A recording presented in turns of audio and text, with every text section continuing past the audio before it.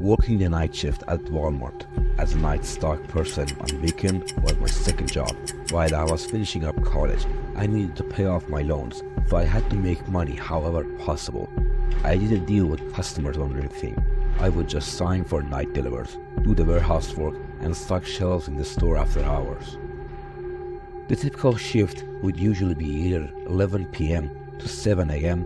or 12 to 7 a.m. On Thursday night, July 9, 2015, I still remember vividly. I was midway through my shift in the electronics department when out of the corner of my eye, I saw someone walk past the aisle I was working in. This wouldn't usually catch my attention except for the fact that there were only two other workers in the building with me, Alvin and Baco. They both wearing the same staff shirt I was wearing. I knew this because we all clocked in at the same time.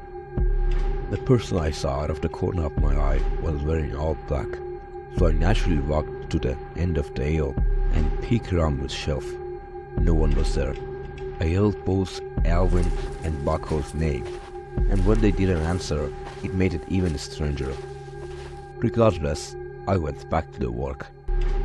I had been holding in a pee for a while, and I told myself I'd go when I finished work in that aisle. Seconds later, there was a huge crash a few aisles down. It startled me. I ran over to see what it was and found a bicycle somehow knocked off its hook. The hook was still fine in place. It seemed like someone would have had to put effort into knocking it down. I hung it back up and started walking around the aisle, feeling suspicious as hell. I got to the last aisle towards the back of the store, which was the paper and cleaning aisle. Then I heard this freaky sound that I could best describe as a laugh. It sounded like it came from literally the next aisle. So once again, I did a short run back to that aisle and felt my heart dropped when I saw a man dressed in all black waiting at the end of the aisle. With his back facing me, but his head turned, so that all I saw was only half his face. He suddenly ran, not towards me, but down another aisle. I heard his footsteps running around. I was faced with the choice of chasing after him or going to find my two co-workers. I chose the latter. All the while, I heard this freakish laughing sound and footsteps that honestly felt like they were circling me. I found Alvin in the women's department and told him to be on the lookout for someone who wasn't supposed to be in the building, dressed in all black. We didn't have walkie-talkies, so I asked him to tell Baco if he ran into him. I excused myself because I couldn't hold it any longer. I had to go to the bathroom. I ran to the employees' only bathroom in the warehouse section. I put a nest of toilet paper on the seat in one of the stalls and sat down. And yes, I'm the kind of person who sits when I pee. The bathroom door opened and closed. Naturally, were 3 to 4 people in the building. I said, "Who is it?" And with no answer, I assumed the worst. I heard that horrific laughing again and someone stepped into view of the bathroom crack in the door, looking right in. They stepped closer until the crack was completely covered, and all I saw of their face was an A. Then the whispering began. Unintelligible whispering, but the echo from the bathroom just made it more unsettling. I suddenly remembered I had Alvin's phone number saved on my phone, so I got it out and called him at once. I was very loud with what I was saying, telling Alvin to get to the bathroom at once and help me. I stayed on the line with him and I watched as the man on the other side of the stall left one more time and then ran out of the bathroom. I told Alvin to hurry, and 20 to 30 seconds later, Alvin entered the bathroom. He said he didn't see anyone on this way. We didn't have any security guys working when the store was closed, so we couldn't even go look at the cameras. I stayed by Alvin the rest of the night, helping in whatever section he was working in, because safety. I texted my boss that night, and when I woke up at 3 p.m. the next day, I read his response. He said all the camera screens returned the static footage from the night before. Nobody went and turned them off as far as he know. He believed my story and assumed it was related to the cameras, but with no video as proof of breaking and entering the trespassing, I don't think there was anything he could do. It was all above my pay grade, but with no video proof of the breaking and entering or trespassing, I don't think there was anything he could do. It was all above my pay grade though. That was the only night shift I've ever had where something truly unexplainable happened.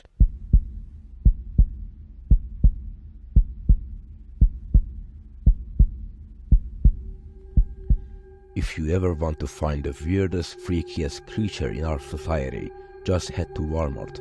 I swear, every time I visit Walmart, I encounter at least one person who is beyond strange. But strange doesn't even begin to cover what happened to me last Thursday before Black Friday. My local Walmart was open extra late and I was there around 11 p.m. looking for a new laptop. By some stroke of luck, I managed to grab the last one off the shelf that was being promoted for a great Black Friday deal. Just as I pick it up, this big dirty looking guy came up to me and he insisted he needed a laptop badly. Nervously, I apologized and told him it was the last one. That's when he got angry and started making a scene. The guy clearly wasn't normal, and my heart started racing because I'm not used to deal with such situation. As other shoppers look at the commotion, I quickly walked away with the laptop and headed straight to the checkout line. He kept yelling at me as I walked away. It was unbelievable. Some other customers in the line tried to lighten the mood by laughing and assuring me that the guy was just a nutcase. When I got home, my family was already asleep. I decided to go outside and sit by the pool while I was set up my new laptop. Then the motion sensor light on the side of the house turned on. I went to check the side of the house to make sure no one was there. This light would occasionally go off because there's a small patch of woods next after the house, and animals sometimes trigger it. Still being a bit of a coward, I went inside, locked the door, and continued setting up my laptop in the living room. Suddenly, I heard the call alarm blaring outside. Recognizing it as my Cadillac's alarm, I looked out the window to confirm. I ran upstairs to get my keys and I tried pressing the panic button to turn off the alarm, but it didn't work from inside. So I stepped out onto the porch and clicked it off. That's when I noticed a car parked in front of our house that wasn't there when I got home. Given that we live in a closed-off community where everyone has a big driveways, any car parked on the street is suspicious. I stepped down from the porch and realized there was someone sitting in the car. Quickly, I went back inside and locked the door. I went to my mom's room and I told her I thought someone outside meant us harm. My parents have a complicated situation, so my dad doesn't always stay with us. It would have been a different story if my dad were there to tell about this. My mom came downstairs with me, visibly worried. Based on what I told her.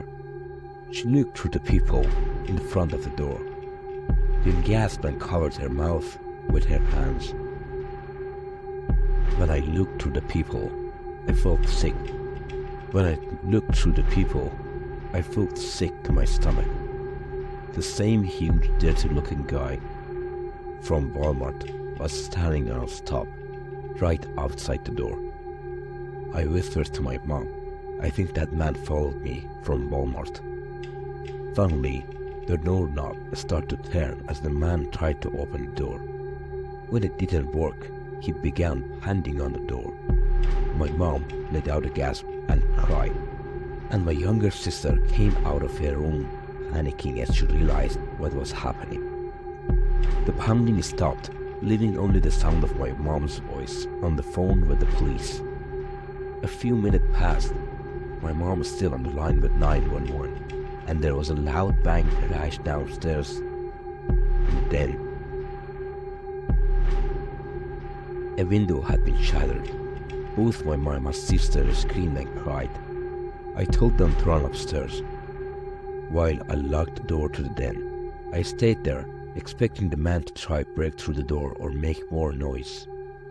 But nothing happened.